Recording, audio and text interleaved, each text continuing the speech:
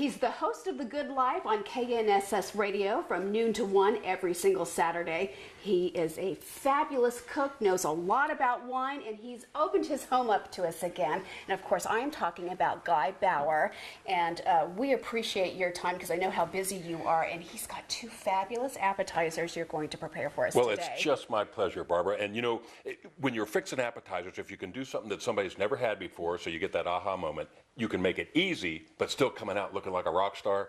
To me, that's the fun. New, different ingredients, and then some great wine pairings to go with them. And we've got two really fun appetizers today. And they are fabulous. I've tried both of them, and we're going to start with figs first. Well, this fig dish, first we start off with a thin sliced prosciutto, and it's easy to put on here. It comes in a round. You can buy it at Dillon's or any of your local grocery stores. Laying it out is kind of critical because what you want to do is make sure that the two loose ends are touching. So these go in the oven, 425, takes about 10-15 minutes or so. Then we just load all the fun ingredients on top and start eating. Barb, we've got them out of the oven. They look perfect. They're nice and crisp. We let them sit on a paper towel to cool, and then we're just going to put our little stacks of arugula. Does it have to be fancy and arranged real fancy? Nah. Little kind of bit of goat cheese on each one. What we have here is a wine pairing dilemma, but a wine pairing party. We've got the rich fatness of the bacon, we've got the bitterness of the greens, the creaminess of the goat cheese, and then we're putting these figs. These are figs from Nifty Nut House, and then this fig preserve. It adds just a little bit of sweetness, and it's so fun when you put all this. It's an explosion of textures and flavors. A little bit of fresh cracked black pepper. Wow. And those are done, and we put them on a nice plate. And we're ready to munch out. And now we're going to move on to the other appetizer. We're going to make a fouillette that is a ham and cheese lover's delight. Puff pastry sheets, you can buy them anywhere. This is the easiest one available at most grocery stores. First thing is, this is Durkee's famous sauce. It's kind of a mustard mayo kind of a sauce. There's several other ones, but then all we're going to do is going to spread a thin layer, and we're going to leave the outside half-inch uncontaminated.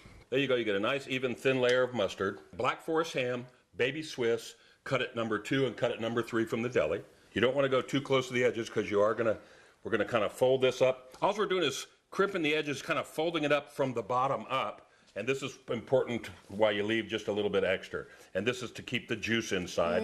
And then we take a little bit of water, and this is just gonna help the seal around the edges. And then you just fold these edges under. Oh, for heaven's sakes. That little bit of water is going to help it adhere. And then you take a fork and you just go around the edges and kind of crimp it. It helps it to stay together, and it makes it look a little prettier, a little finished.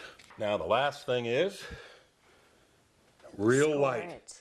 So we're just making little hash marks to make it look pretty. And then this is an egg whipped with about a teaspoon of milk in it.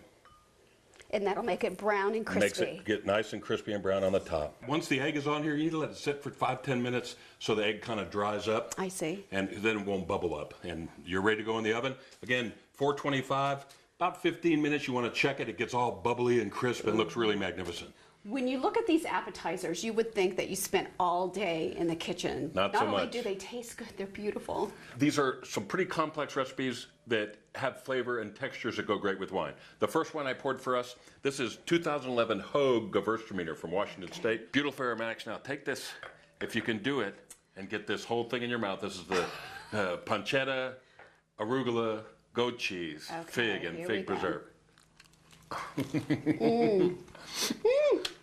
See, you were being delicate. I just jammed it in. If I wasn't on camera, I would have put the whole thing in my mouth.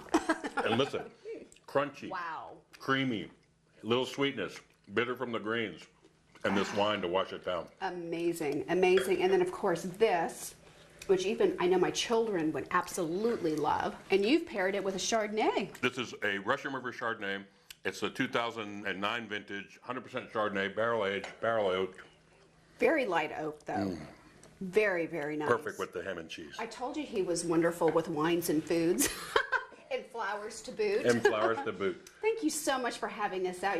It's always a treat to come out and cook with you. Anytime I can share the good life with you, I'm happy to do it. Right, thank you so much. And our audience. Exactly. And if you would like to try Guy's recipes, just head on over to ksn.com, go to the entertainment icon, and you will find them right there. And of course, we'll list these wines as well. You bet. And until we see you again, Bon appetit.